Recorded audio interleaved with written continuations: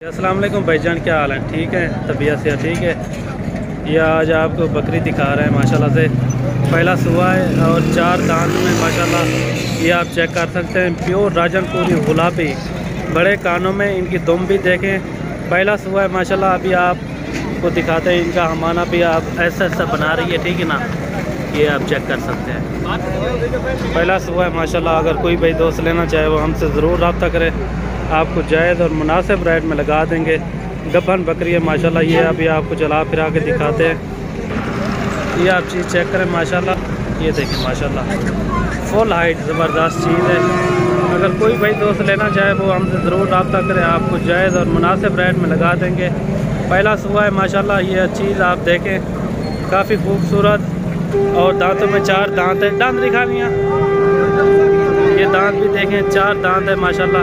पहला सुबह बिल्कुल मुनासिब रेट में आपको लगा देंगे। अगर कोई भाई दोस्त लेना चाहे ज़रूर रब्ता करें। Malak Imran goat farm. अगर हमारी वीडियो अच्छी लगे तो लाइक शेयर ज़रूर करना और हमारे पेज को फॉलो ज़रूर करना, ताकि मज़ीद अच्छी वीडियो आपको मिलती रहे। ये देखें माशाल्लाह, काफ़ी खूबसूरत बकरी है, प्योर राजनपुरी में। कद हाइट देखें, इनकी लंबाई भी देखें।